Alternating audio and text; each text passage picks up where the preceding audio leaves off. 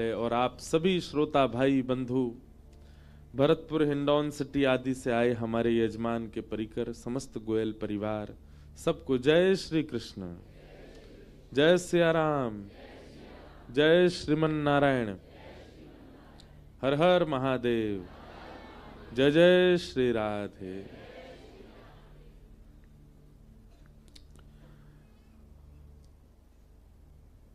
गंगा की धारा के मध्य ऋषिकेश की एक कथा अब विश्राम आज हो रही है।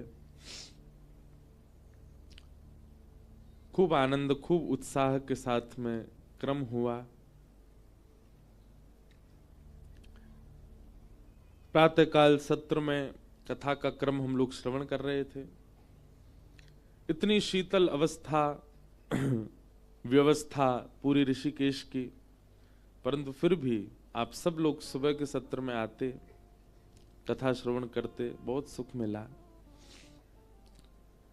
सायकालीन सत्र में कथा होती तो है, परंतु हमें ऐसा अनुभव हुआ कि प्रारंभ ही कथा से होना चाहिए तो पूरा दिन मंगल में जाता है, यह अनुभव किया हमने। लेकिन जब शहरों में कथा होती है तो वहां लोगों पर अवकाश नहीं होता, इसलिए दोपहर में कथा करनी पड़ती है, परंतु कथा का सुख तो सुबह ही होता है। फिर पूरे दिन वह चिंतन बना रहता है, आज क्या भाव था, क्या विचार था, क्या संकीर्तन था, क्या कीर्तन था। संपूर्ण जीवन मंगल में हो जाता है, पूरा दिन मंगल में हो जाता है, रात्रि तक मंगल में होती है। तो प्रयास करेंगे कि जब भी तीर्थों में कथा हो तो प्रारंभिक सुबह के सत्र में ही हो। दो लाभ हैं, पूरा दिन वातावरण मस्तिष्क का बहुत सकारात्मक रहता है, और दूसरी बात तीर्थ का दर्शन भी हो जाता है। अब सायंकालीन सत्र में कथा होती है तो सुबह दर्शन करने में फिर भागो दौड़ो, नाश्ता कर रहे हैं, कोई भोजन कर रहे हैं, वहां नहीं जा पाए, अब कथा का समय हो गया, कथा विश्राम होती, रात हो जाती है। तो तीर्थों में ऐसा विचार करेंगे जब भी कथा हो सुबह हो, ताकि तीर्थ दर्शन भी हो और पूरा दिन मंगल में जाए। ऋषिकेश की एक कथा आज विश्राम हो रही है। कुछ प्रश्न कल आए थे, किन्हीं का प्रश्न है, 5 प्रश्न है और 5 ही प्रश्न बड़े खतरनाक हैं। आपने बोला था कि मृत्यु के बाद आत्मा को यातना देह में ट्रांसफर कर दिया जाता है। इस कथा में तो नहीं बोला, कहीं और बोला था। फिर उसको उसके बुरे कर्मों की सजा देते हैं दंडपाणी भगवान। ये नासिक में जब 1 महीने की कथा हुई थी वहां हमने कहा था। कथा तो भैया हम सत्य बताएं, 7 दिन में तो पूर्णता करना असंभव है। हम तो प्रतीक्षा कर रहे हैं फिर से कब हमारी 1 महीना की कथा हो, 1 महीने का सत्र हो, इतना आनंद आता है। और नासिक में जो सत्र हुआ, श्रीदत्त धाम नासिक में गोदावरी जी के तट पर, उसका तो मैं कभी जीवन भर अनुभव बता ही नहीं सकता। अद्भुत था। वहां महाराज जी ने अनुष्ठान में भी हमको बैठा रखा था, तो नियम था हमारा, सुबह ब्रह्म मुहूर्त में गोदावरी जी का स्नान, फिर सूर्य उदय से सूर्यास्त तक मौन, सूर्य उदय से सूर्यास्त तक मौन रहना, और 30 दिन तक जितने दिन कथा चले किसी का स्पर्श नहीं करना। ये स्पर्श और कथा के पहले और कथा के बाद का जो मौन है, ये महाराज जी ने ही हमको आज्ञा दी, दत्त धाम वाले महाराज जी ने। तब से हम मना करते हैं कि आप हमें प्रणाम छू के नहीं करो, दूर से ही कर लो। कम से कम कथा में हम अपरस में रहें, बाकी समय तो ऊधम ही मचाते हैं हम। और कथा के प्रारंभ में और कथा के विश्राम में मौन रहते हैं, 1 घंटा 1.5 घंटा। तो उस कथा का अनुभव हमें वैसे बोलना तो नहीं चाहिए मंच से, क्योंकि रस बांटवे से रस घटता है, पर आप सबका दृढ़ विश्वास हो अनुष्ठानों के प्रति, नियमों के प्रति, इसलिए कह रहे हैं। हमारे पूज्य नाना जी 2015 में जब पहली बार हमने कथा की, बस वही श्रवण की उन्होंने, उसके बाद उनका भगवत धाम गमन हो गया, जबकि उन्हीं की कृपा से हम बैठे व्यास मंच पे। हमने अपने नाना जी का अनुभव किया उन 1 महीने में कि नाना जी वहीं विराज रहे हैं क्या, ऐसा उनका दर्शन हुआ। पूज्य पिताजी महाराज के गुरुदेव श्री रामानुज प्रपन्नाचार्य गुरु जी, जिनका मुझे स्मरण नहीं, 6 महीने की अवस्था थी मेरी जब उनका भगवत धाम गमन हुआ, गुरुदेव का अनुभव हुआ वहां पर। जब प्रातःकाल स्नान के बाद हम गायत्री जप में बैठते थे, पूरे कक्ष में अंधेरा, केवल एक दिया गायत्री मैया के सामने जला के गीले वस्त्रों में और पाटे पर बैठ करके जब जप करते थे, उस समय अनुभव होता था कई देव ब्रह्मनिष्ठ वैष्णवों का। उस समय रोंगटे खड़े होते थे, तो ऐसा लगता था कुछ हुआ।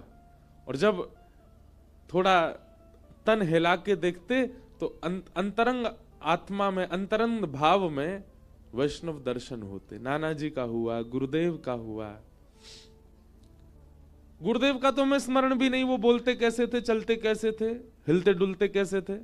6 महीने का था मैं, बस उनका चलते फिरते दर्शन हुआ। ये अनुष्ठान का बल, ब्रह्मचर्य का बल, नाम जप का बल, मौन का बल, स्पर्श का बल, वहां अनुभव हुआ। तो वहां हमने ये प्रसंग सुनाया था, जो ये प्रश्न किया है कि दंडपाणि भगवान उनको दंड देते हैं, तो यहां पर भी तो कष्ट शरीर को दिया जा रहा है। जब आत्मा पृथ्वी पर कष्ट नहीं भोगती तो फिर उसको नरक में कैसे पीड़ा कष्ट हो सकती। अब देखो, इसको थोड़ा सा समझिएगा। जिनका ये प्रश्न है उनका ये कहना है आत्मा को कभी पीड़ा नहीं होती। बहुत सावधानी से सुनिएगा सब लोग। भगवान स्वयं गीता में कहते हैं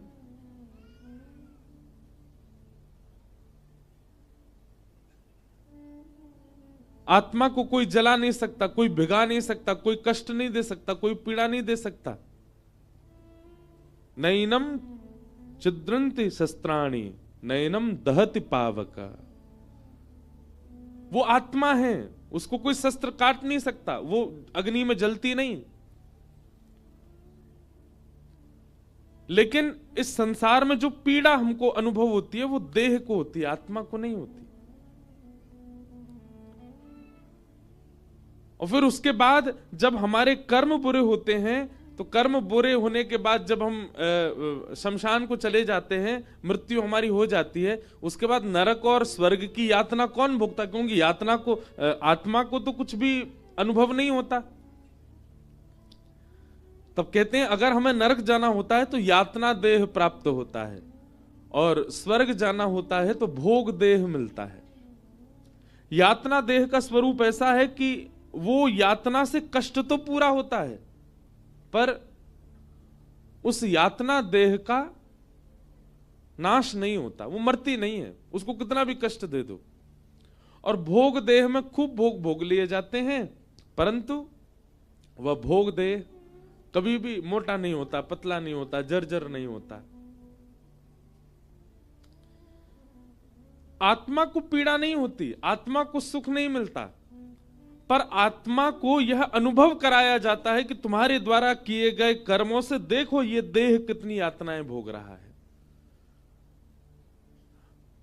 जैसे गाड़ी में एयरबैग होते हैं, बहुत ध्यान से सुनना, गाड़ी में एयरबैग होते हैं, जितनी हाईटेक गाड़ी उतने ज्यादा उसमें एयरबैग होते हैं। व्यक्ति सीट बेल्ट लगा करके बैठ जाता है, और कभी यद्यपि भगवान ना करे उसका एक्सीडेंट हो तो एयरबैग खुल जाते हैं, गाड़ी बाहर से नष्ट होती है पर वो व्यक्ति बच जाता है। ठीक यही आत्मा के साथ है। यातनाएं सारी बाह्य देह को होती हैं, आत्मा को पीड़ा नहीं होती, पर आत्मा को यह कष्ट दिखाया जाता है कि तेरे कर्मों से देख इस देह को कितनी यातना भोगनी पड़ी, और अब तुझे दूसरा देह भी मिलेगा, तू इससे मुक्त नहीं हो पा रहा है। उसको बार बार यह, अब गाड़ी ठुक जाएगी, गाड़ी अगर पूरी नष्ट हो जाएगी तो दूसरी लेनी पड़ेगी ना, खर्चा तो भीतर बैठे व्यक्ति का ही हुआ। ठीक वैसे ही आत्मा को पीड़ा नहीं होती, पर आत्मा का खर्चा तो होता है कि क्या उसको फिर दोबारा किसी योनि में जाना पड़ेगा, फिर दोबारा से जन्म लेना पड़ेगा। वो मुक्त होने के लिए मानव देह में आई थी, पर मुक्त नहीं हो पाई। इस देह से सारे बुरे कर्म करके उसने अपना आगे का और जन्म मरण का चक्कर निश्चित कर लिया।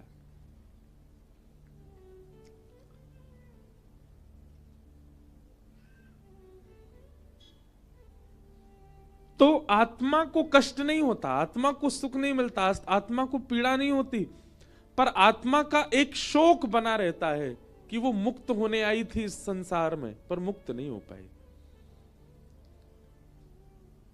यातना पूरी देह को प्राप्त होती है। फिर रही बात, तो स्वर्ग और नरक जाना आवश्यक क्यों है? आत्मा के साथ एक सूक्ष्म मन भी तो है हमारा। उस मन को उसके किए का दंड भोगने के लिए स्वर्ग भेजा जाता है, नरक भेजा जाता है, आदि आदि क्रियाएं होती। बहुत गंभीर प्रसंग है ये। फिर आपका दूसरा प्रश्न है कि जब सुखदेव जी ने पहले ही महादेव से द्वारा कथा सुन ली थी, तो फिर निर्गुण भगवान की उपासना क्यों कर रहे थे? नियम से नहीं सुनी। महादेव त्रिशूल लेकर के क्यों भागे सुखदेव जी के पीछे? क्योंकि व्यास मंच के पीछे बैठ के सुन रहे थे।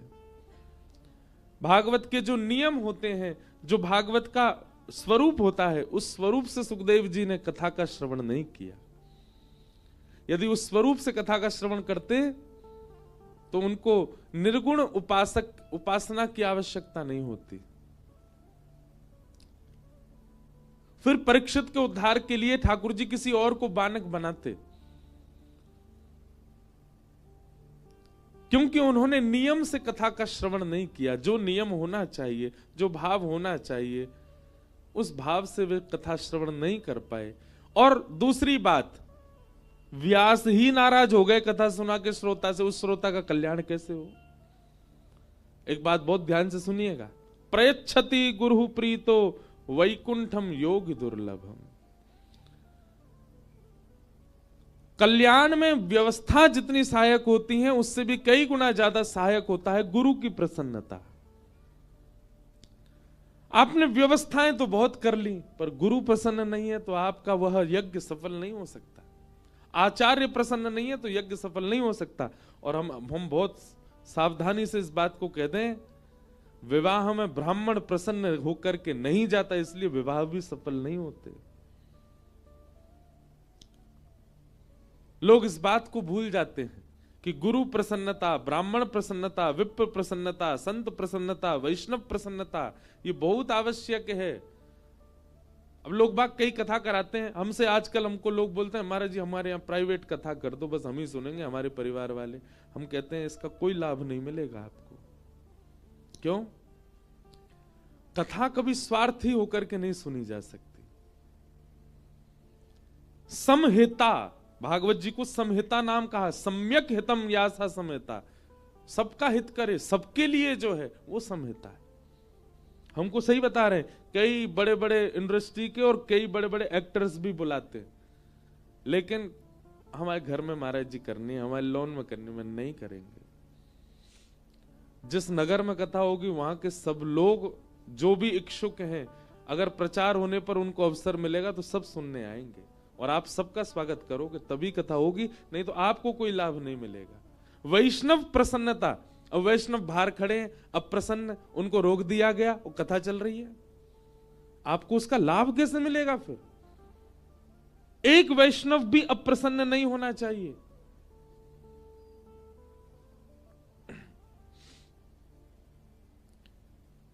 नहीं तो आपका कितना भी व्यवस्थित क्रम क्यों ना हो, उसका लाभ मिल ही नहीं सकता आपको। सुखदेव जी ने भले ही महादेव से कथा सुनी, पर महादेव रुष्ट हो गए उन पर। कैसे कल्याण होगा इस श्रोता का जिससे व्यास ही नाराज हो गया हो? इसलिए शुकाचार्य जी को 12 वर्ष तक वेदव्यास जी की पत्नी के गर्भ में रह करके चिंतन करना पड़ा। 12 वर्ष बाद वेदव्यास जी ने जब उनको कथा सुनाई, तब उनको ब्रह्म का चिंतन नष्ट हुआ और श्री कृष्ण का चिंतन प्रारंभ हुआ। तब ही उनकी कथा से परीक्षित का उद्धार हुआ। तो गुरु प्रसन्नता बहुत आवश्यक है भगवत प्राप्ति में। आचार्य प्रसन्नता बहुत आवश्यक है। एक बार एक राजा के यहां यज्ञ हुआ, राजा ने विष्णु यज्ञ कराया अपने स्थान पर, तो कुंड बनवा दिए, यज्ञ मंडप बनवा दिया, ब्राह्मणों की उत्तम व्यवस्था करवा दी। राजा ने कहा हम पहले दिन संकल्प लेने आएंगे, उसके बाद हम बहुत व्यस्त हैं, हम तो नहीं आ पाएंगे, आप हमारे नाम से रोज यज्ञ कर दिया करना। बहुत सावधानी से सुनो, और हम सत्य बता रहे हैं। अगर कोई अगल बगल वाला श्रोता सो जाए और आप उसको सोने की अनुमति दे रहे हो, तो आपका पुण्य भी घटेगा कथा का। कोनी मार के हिला के उठा दिया करो उसको,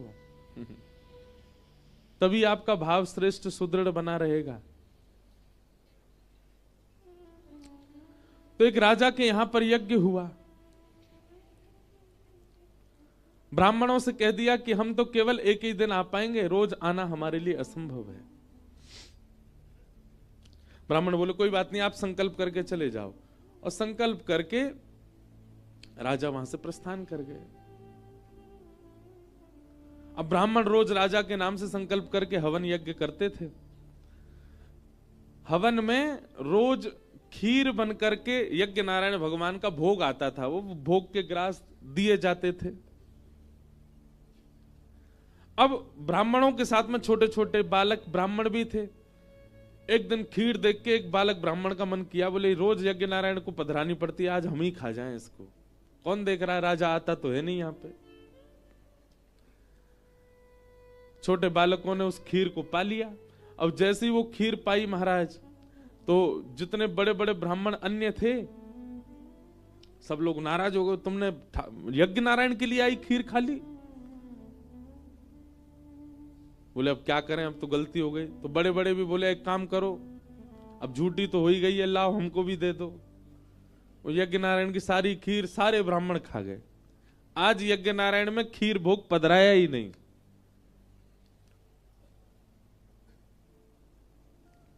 अगले दिन जैसे ही वे यज्ञ के लिए बैठे, ब्राह्मण थोड़े डर तो रहे थे, यार राजा को पता नहीं चल जाए कि हमने ऐसा किया है, नहीं तो सबके सर धर से अलग हो जाएंगे। परंतु दूसरे दिन ही घोषणा हुई, बोले सावधान हो जाएं सब ब्राह्मण देवता, आज यज्ञ में राजा आ रहे हैं। तो सब ब्राह्मण डर गए, बोले उसको किसी ने बता दिया लगता है कि खीर हमने पा ली है। जय पधार।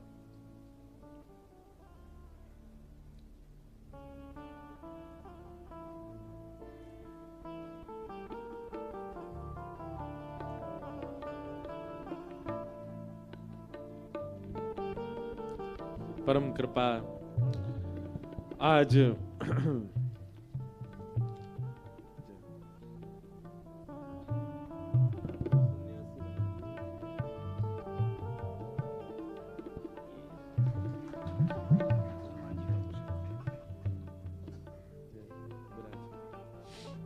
थोड़ा ऐसे करवा,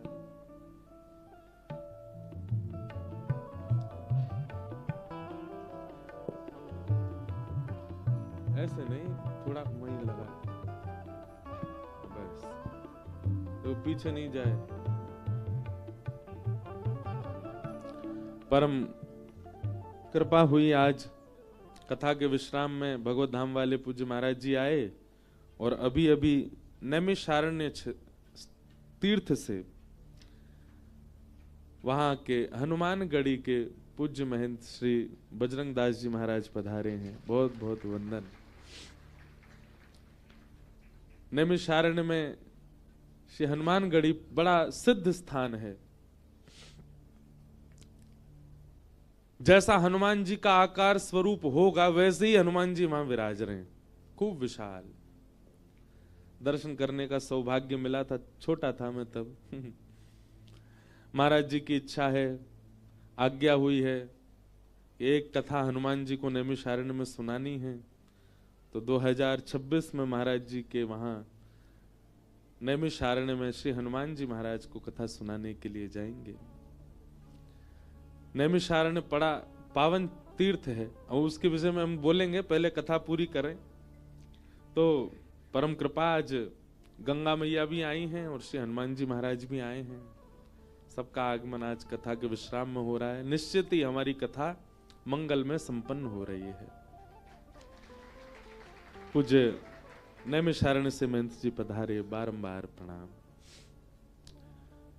बहुत ध्यान पूर्वक सुनिएगा। तो महाराज राजा को पता चल गया कि ब्राह्मणों को लगा कि कहीं राजा को पता तो नहीं चल गया कि खीर हम लोगों ने पा ली है, और घोषणा हुई, बोले सब ब्राह्मण सावधान हो जाएं, आज यज्ञ में राजा आ रहे हैं आहुति डालने। ब्राह्मण तो बेचारे सबरे घबरा गए।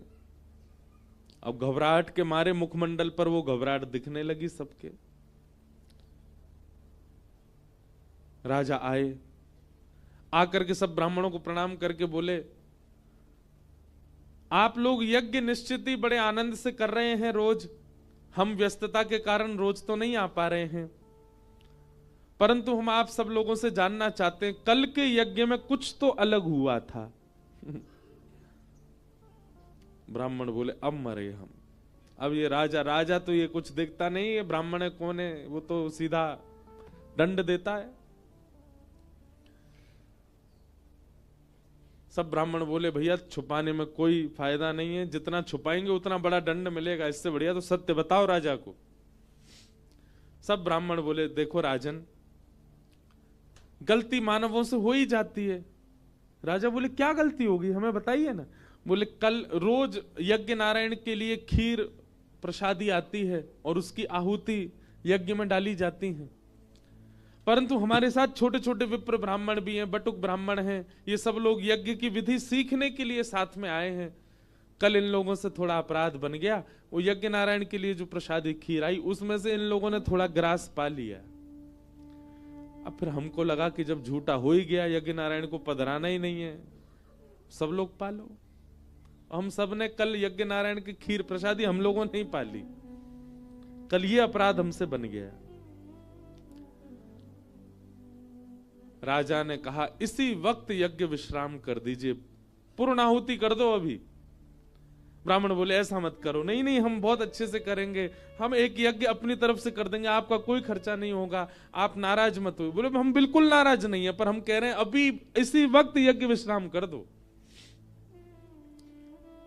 अरे अभी तो राजन 5 दिन का यज्ञ बचा। बोले, नहीं 5 दिन आप रहो यहीं पे, 5 दिन यज्ञ नहीं होगा, 5 दिन केवल आप लोग प्रसाद पाओ, प्रसाद वाला यज्ञ ही करो। सुबह उठ के नाश्ता पाओ, दोपहर में भोजन पाओ, रात्रि में प्रसाद पाके सो जाओ।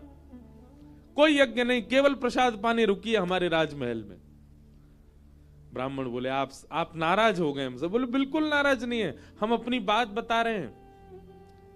कल रात्रि में मैं और मेरी गृहिणी, हम दोनों जब शयन करने के लिए अपने कक्ष में गए, दोनों के स्वप्न में एक साथ लक्ष्मी नारायण भगवान प्रकट हुए, और सामान्य प्रकट नहीं हुए, नृत्य करते हुए अत्यंत प्रसन्न मुद्रा में प्रकट हुए।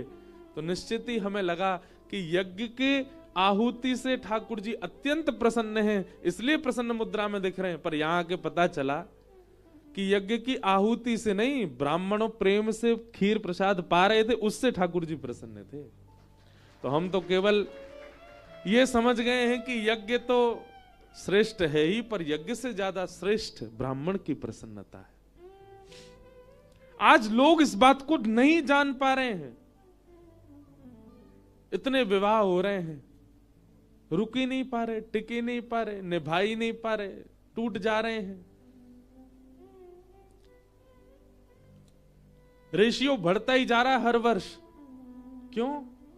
क्योंकि विप्र की प्रसन्नता को कोई ध्यान में नहीं रखता, आचार्य की प्रसन्नता को कोई ध्यान में नहीं रखता, गुरु की प्रसन्नता, इसको कोई ध्यान नहीं रखता।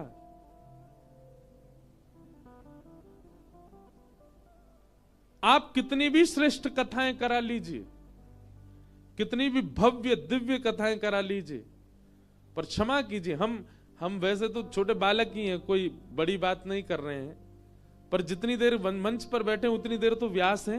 3 घंटा ही व्यास मान लो बस हमको, उसके बाद कुछ भी मानो। अगर आचार्य प्रसन्न नहीं है, वक्ता प्रसन्न नहीं है, वैष्णव प्रसन्न नहीं है, ऐसे ज्ञान यज्ञ का कोई लाभ नहीं होगा, चाहे कितनी व्यवस्थाएं कर ली हो। तो आपका जो ये प्रश्न है कि जब सुखदेव जी ने महादेव जी से कथा सुन ही ली थी, तो फिर उनको निर्गुण निराकार ब्रह्म की उपासना क्यों करनी पड़ी, सगुण साकार के लिए उनको फिर से कथा क्यों सुननी पड़ी, एक कथा में उनका उद्धार क्यों नहीं हुआ? क्योंकि आचार्य प्रसन्न नहीं थे। आचार्य की प्रसन्नता बहुत आवश्यक है। फिर आपका तीसरा प्रश्न है कि ठाकुर जी ने पूरे परिवार को श्राप मिला था, तो बज्रनाभ जी और 16,100 रानियों को श्राप से कैसे बच गए? देखो, कर्तुम अकर्तुम अन्यथा कर्तुम समर्थ ईश्वर, भगवान ईश्वर हैं, वो सब करने में समर्थ हैं और सब करने में और सब जो कर लेते हैं उसको ना करने में असमर्थ भी है, इसलिए उनको परमात्मा कहा जाता है। जो कोई नहीं कर सकता वो जो कर दे वो परमात्मा, और जो सब करते हैं वो भी ना करे वो परमात्मा। कर्तुम अकर्तुम अन्यथा कर्तुम समर्थ परमेश्वर है। रही बात आपके प्रश्न की, यदुवंश में कई लोग ऐसे थे जिनको श्राप नहीं लगा, उनमें से एक उद्धव भी था। क्यों? भगवान चाहते नहीं थे कि उद्धव को श्राप लगे। दूसरी बात आती है बज्रनाभ की। बज्रनाभ को श्राप क्यों नहीं लगा? यहां भी ठाकुर जी की इच्छा थी। भगवान चाहते थे कि मेरे वंश में कोई तो बचे जो आगे चलकर मेरी भक्ति और मेरे स्थान का प्रकाश करे। वृंदावन का पुनः उदय करवाना चाहते थे ठाकुर जी। वृंदावन फिर से प्रकाशित हो, विकसित हो और कलयुग में लोगों के लिए सुलभ हो, उसके लिए वंश का एक व्यक्ति बचे, और उसके लिए ठाकुर जी ने बज्रनाभ को चुना। इसलिए बज्रनाभ को श्राप नहीं लगा। रही बात 16,100 माताएं, एक बात ध्यान से सुनिएगा। अब तो श्राप लगते नहीं होंगे, पर जब श्राप दिया जाता था ना तो गोत्र बोल करके और इस प्रकार से श्रापित किया जाता था।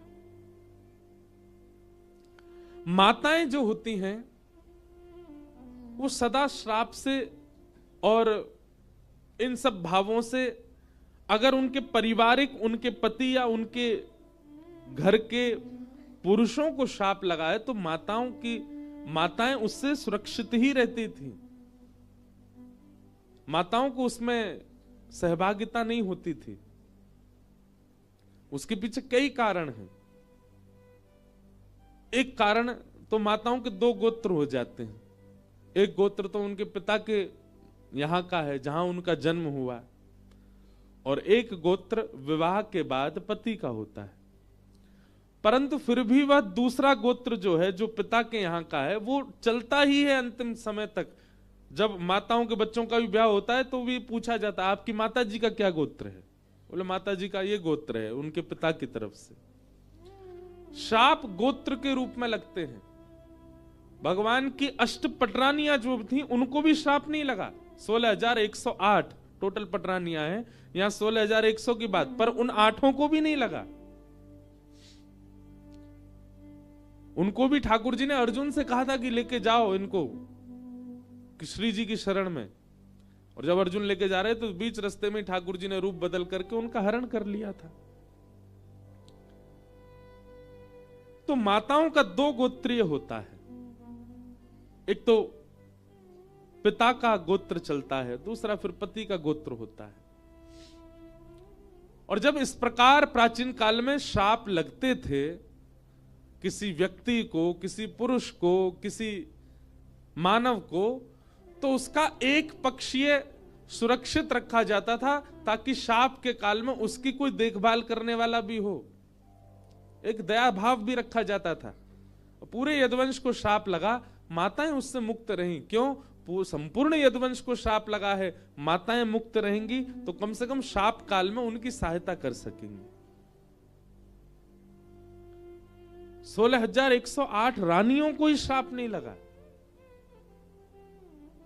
अष्टपट रानियों का ठाकुर जी ने हरण किया और बज्रनाभ के द्वारा 16,100 रानियों को वृंदावन भेजा गया ताकि वृंदावन का प्रकाश हो। फिर आपका चौथा प्रश्न है, पांडव स्वर्ग क्यों गए, वैकुंठ क्यों नहीं गए? ऐसा नहीं है। पांडव पहले स्वर्ग भी गए हैं और अपने कर्मानुसार उनको नरक का दर्शन भी करना पड़ा। एक क्षण के लिए युधिष्ठिर को भी नरक देखना पड़ा था।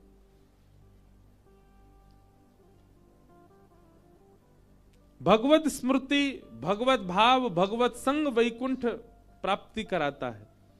पर मैंने पहले भी कहा है कि महाभारत, रामायण, भागवत गीता आदियों में कई लीलाएं हम मानवों को समझाने के लिए की जाती हैं।